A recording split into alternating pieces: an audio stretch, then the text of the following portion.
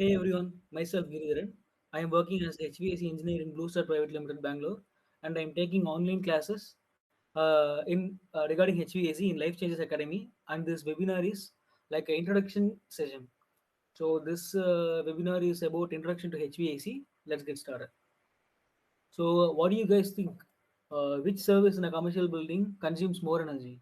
A commercial building means it can be anything like a shopping mall or a theater or it may be also industry. So, which service in a commercial building consumes more energy? I will give you guys 5 seconds to guess it. Hope you guys uh, guess the right answer.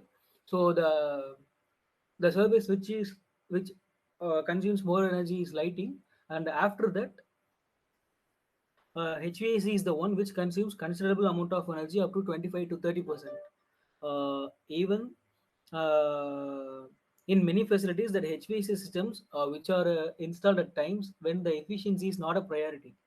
In early days, that was before 20 to 30 years, um, we didn't thought about energy conservation. What we always think is we decided to maintain these conditions. We have to achieve those set points right, no matter how much energy is consumed. But nowadays, energy conservation became so important. So now we are discussing about HVAC system. You may have like some questions like what is HVAC, where it is used, how it works. Before going into those questions, we have to know what are the services that are available in a building. So let's see what are they. So introduction to building services. Okay. We can't imagine a building without these three services. The one is architecture, and another one is MEP, and then civil and structural services. So architecture is responsible for the interior designs and aesthetic appeals, and civil and structure service deals with the structural details like beams, columns, floors, etc. So MEP is an abbreviation. So MEP is an abbreviation for mechanical, electrical, and plumbing. In these services, HVAC comes under mechanical. Okay. So now we see what is HVAC. So what is HVAC? HVAC stands for heating, ventilation, and air conditioning. So heating, ventilation, and air conditioning uses the various technologies to control and maintain indoor air quality of an enclosed space. So what are the factors that determines the indoor air quality? So the air within the space has to be in a correct temperature, humidity. Humidity means the moisture level that is present in the air, and the oxygen levels and the purity of air, etc. These are the criteria we consider while we mentioning the indoor quality of air.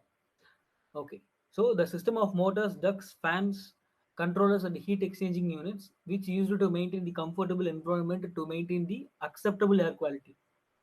Okay. Within a facility is called as HVAC systems. So HVAC is a subdiscipline of mechanical engineering. Based on the principle of it works based on the principle of thermodynamics, fluid mechanics, and heat and mass transfer. So the principle of air conditioning and refrigeration is uh, typical, so similar. So refrigeration is sometimes added to the field's abbreviation HVAC and R, heating, ventilation, and air conditioning, and refrigeration. So okay, so now we know what is HVAC. So in that, what are the processes we can see individually. In HVAC, AC means air conditioning. So air conditioning is a process that used to maintain the comfortable environment to maintain the acceptable air quality inside the building. Okay. So the air conditioning systems are installed within a building in order to provide comfort temperature to maintain the humidity levels and O2 levels, and it does the air filtration and even air distribution. Okay. So V is ventilation. As you know, ventilation is important in every aspects of building. Without ventilation, you can't even breathe. Ventilation is the so what is ventilation means? Ventilation is the process of replacing or exchanging of air from the space completely or partially in order to maintain the indoor quality. and it also used to exhaust the odor, smoke, heat, dust, etc. So, and the remaining is H, and the H is heating. So heating is same as the air conditioning, to maintain at considerably high temperatures. So it is not used in India. It is mostly used in cold countries like Canada and European countries. Okay. So let's see some standard components of HVAC system. Uh, when I go through the standard components of HVAC system, is to give you guys a knowledge about how each components works in HVAC and what those components mean in a HVAC system. Maybe it's your HVAC system also. Suppose in your home the cooling is not achieved by the AC, and the technician says that the cooling coil is failed. Then you guys will know what is cooling coil and what it does in the AC to achieve cooling at the end of this session. Okay, so guys, let's jump in. Okay, so we are going through some basic things, and without blindly explaining this is this, this is cooling coil, this is dampers. We consider a scenario and we will see what is to be done by HVAC system. So wait a minute. Yeah. Can you see the mouse pointer? So consider a space where the indoor temperature has to be maintained at 70 degree Fahrenheit and 50% of relative humidity. Relative humidity is nothing but uh, இது ஒரு the percentage of moisture content in the air. So that is relative humidity. So 50 percentage of relative humidity has to be there in the, has to be maintained in the space. Okay. So follow my cursor carefully. So we suck up the air from the conditioned space. This is the conditioned space. We suck up the air from the conditioned space and exhaust the air to the environment. So this air is going through this path to the environment. Okay. So the air which is sucked up through this duct is called as return air, and which is exhausted air, and which is mixing with this fresh air is return air. So through this duct the fresh air is coming. Okay. The return air amount should be less than the supply air in order to maintain the positive pressurization. So what is positive pressurization means? Which is like blowing air into the balloon. Okay. Before starting, let's consider every components in the system works perfectly without any flaws, and everything is achieved so perfectly. So if I am telling only 30% of air is mixing with the fresh air, means exactly 30% of air is mixing with the air, mixing with the fresh air. Let's consider it in that way. Okay. Okay. Now the air is sucked by the fan, and it is and 70% is exhausted, and 30% is mixed with the fresh air. Okay. On the way, it first uh,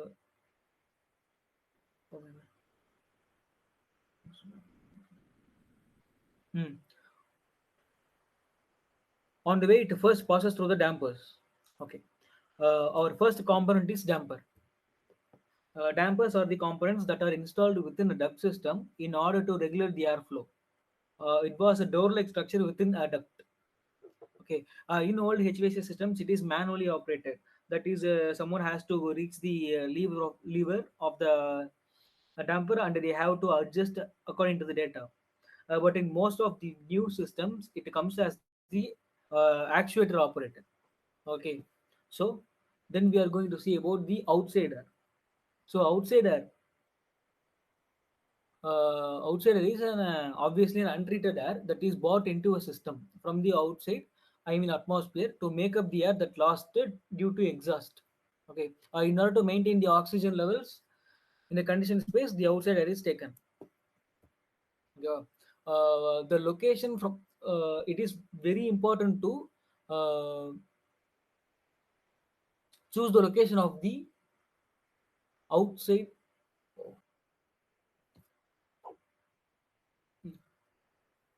It is very important to uh, choose the correct location from where the outside air is taken into the system. So the location from where the outside air is taken is more important, and it plays a major role in your air conditioning process. It is not recommended to take the outside air where the nearby buildings are so closed, or the area which is exposed to sewage area, or to the roadside. Okay, so the first one is damper, and the damper is finished. So, yeah, let's consider the fresh air is entering the system with 80 degree Fahrenheit and 68 percentage of RH. RH means relative humidity. Okay. Then the damper in the middle is opened only to allow 30 percentage of return air. The damper in the middle.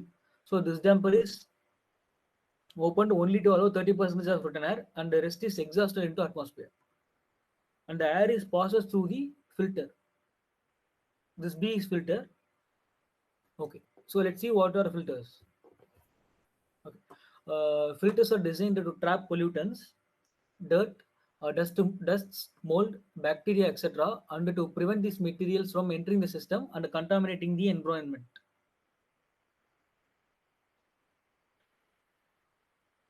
One second.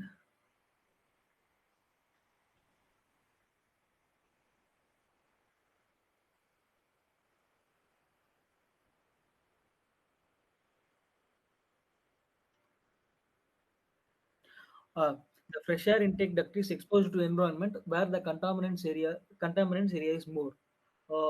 If outside air directly comes without any filtration, it affects the indoor quality so bad, and it also affects the efficiency and increases the load of the system.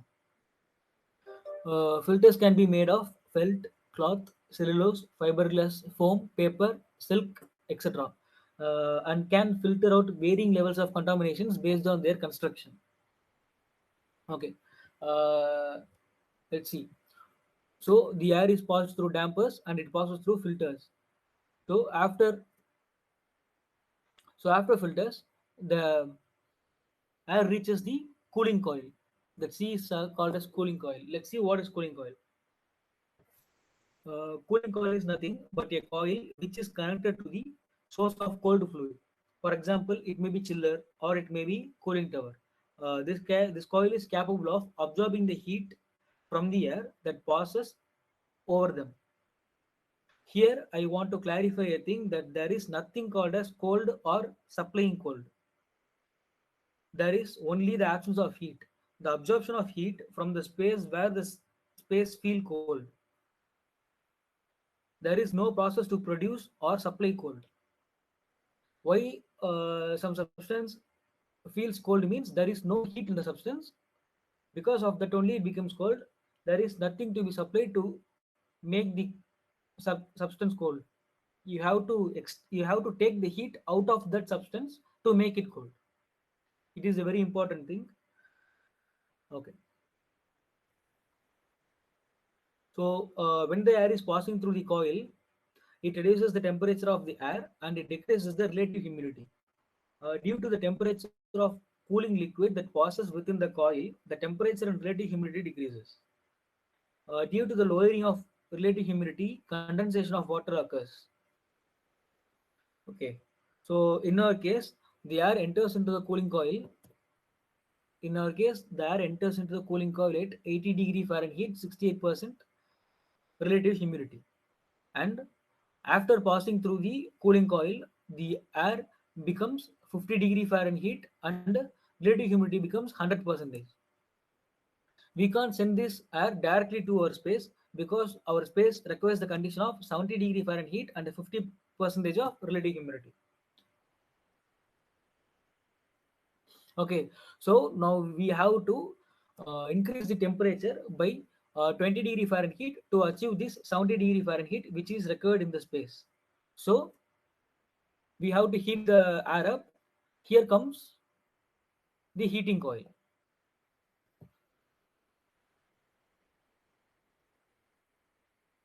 Right. Heating coil is the same as the cooling coil. The only difference is the coil is connected to the heating source. For example, boiler, electric heaters, etc. In order to reject the heat to the air that passes through them. So, depending upon the temperature of the water in the coil, they can cause condensation to occur when the air with the high dew point passes over it. So, after passing heating coil, the air reaches the desired properties of 70 degree Fahrenheit and 50 percentage of RH, and it is ready to supply to space. Okay, on the way it crosses a component which is called as humidifier. Okay, so humidifier uh, humidifier is a component which increases the humidity. That means which increases the moisture content of the air. So humidifier comes into action when the moisture content is low in air.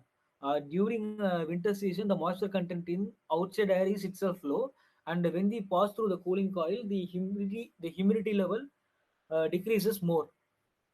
So to make up that humidity, we use humidifiers. In India, humidifiers is not mostly used. It will be used in cold countries only because there will be in winter seasons the temperature goes like -6 degrees, like that, or like that itself it will go in Canada, in some regions like that. So in those situations there is no chance of getting a hotel the acceptable moisture quantity in the air.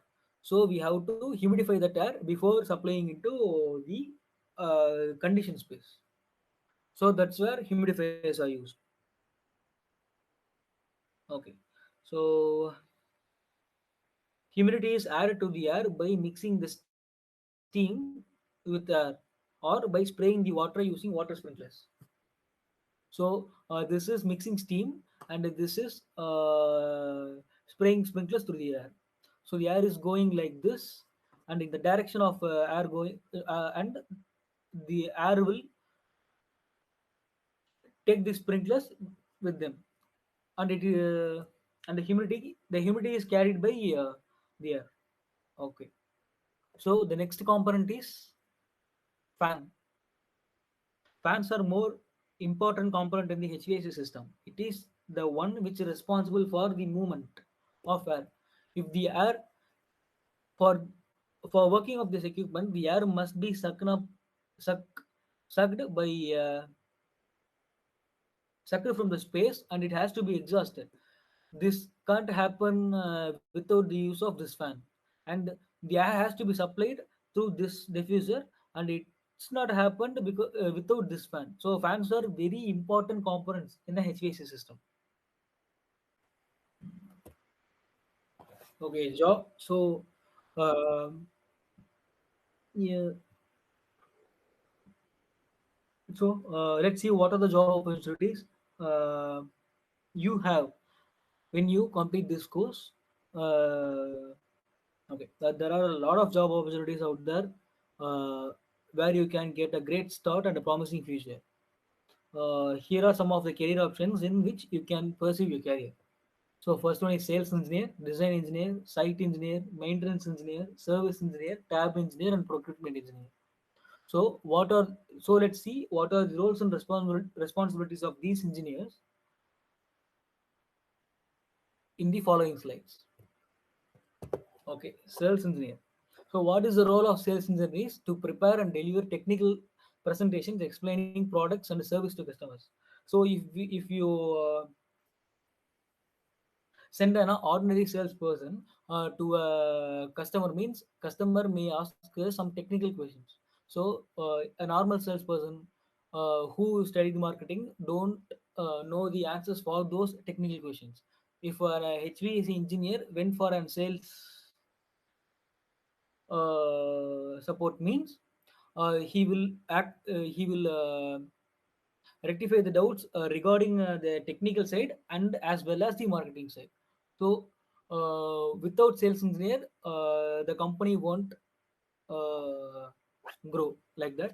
So prepare and deliver technical presentation explaining products and service to customers. Talks with customers and engineers. Engineers means maybe design engineer, maybe site engineer, maybe procurement engineer like that. In order to explain the customer needs to engineer and the technical specifications to the customer. So he acts as an intermediate between customer and the engineer. I mean company. Okay, so sales engineer is a very vital position in any industry. HAC sales engineer needs to get new customers and projects. Okay, okay. So let's see the next designation. Design engineer. So HVAC design engineer have a wide range of responsibilities. They are the one who designs the air conditioning and the ventilation systems. Okay. So if you see in this slide, uh, a design engineer will the design engineer would do some calculations, and he is the one who sets this is the comfortable temperature for this space. He is the one who sets 70-degree Fahrenheit and 50 percentage of RH is comfortable space for that space. Okay. So role of a design engineer is very important from the starting of the project till handing over the site. Okay. So the next one is site engineer. So role of a HVAC site engineer is to coordinate with the other services in a site. Uh, as I told, the building has a number of services. Okay, electrical, plumbing, and HVAC is also a service. Okay, so in a site like HVAC, the electrical works also will be going, and the firefighting works also it will be going.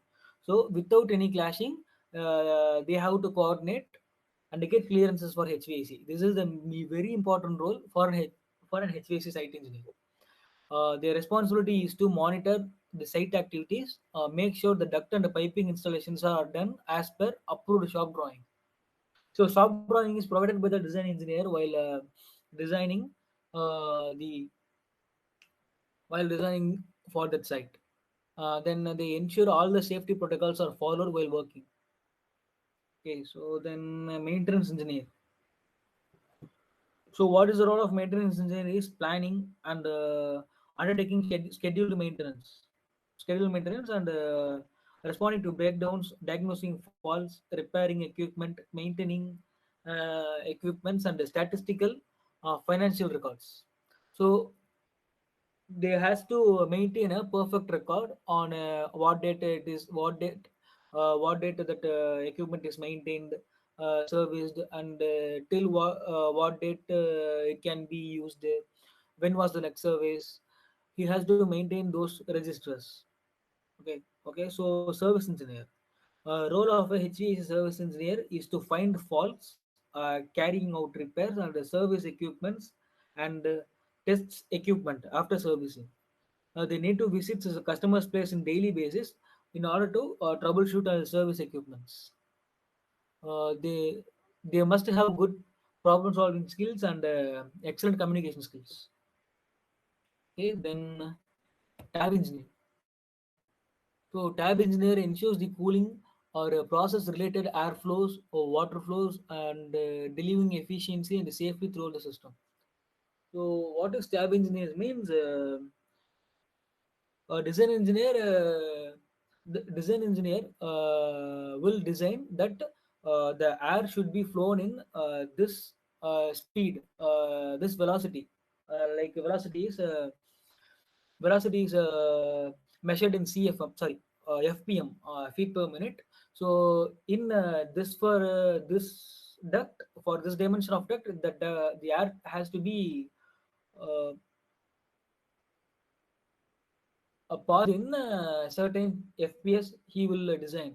So what tab engineers do is they will check like the parameters in anemometer and some devices.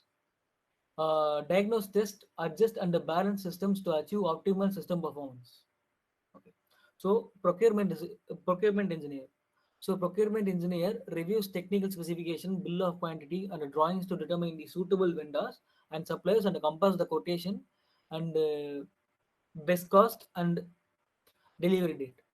So they what the procurement engineer do means a design engineer will give them a bill of quantity. Bill of quantity means these are the these are the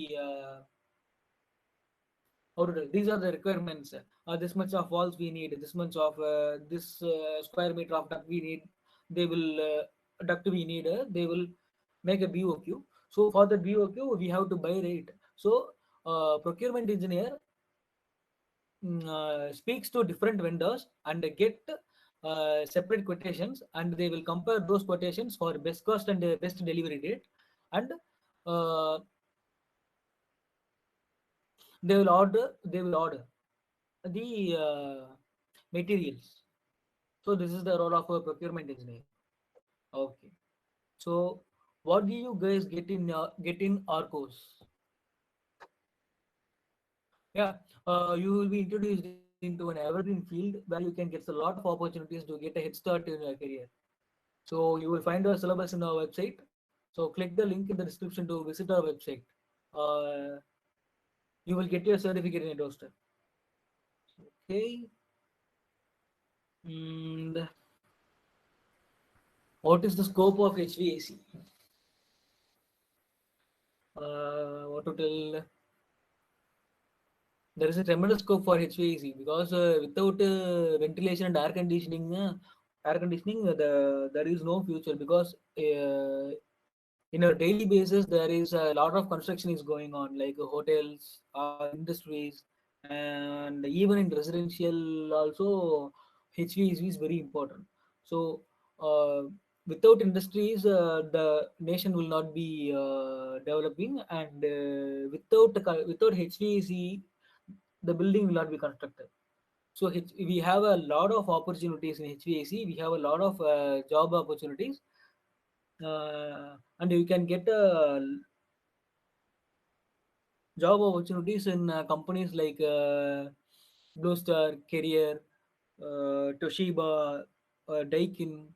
So these are very standard companies where you can get a promising job, and you can start your career. Okay, so average salary of an HVAC varies based on the designation and responsibilities that anyone carry. Okay, so your salary is based on the responsibilities you carry.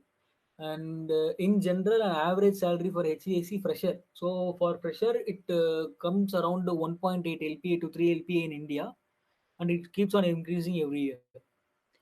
Um, okay, so average salaries. While talking about salary, HVAC is one of the major industries which pays well when compared to many fields. And in Chennai, you can get a minimum salary of 15K for HVAC. Uh, as a starting. So even after 1 year, you will get a great hike. So there are a lot of opportunities and a lot of job vacancies in Chennai itself for HVAC. So HVAC engineer, and there is a lot of scope in Gulf countries, basically. Uh, how to tell like Dubai, Qatar, Saudi Arabia.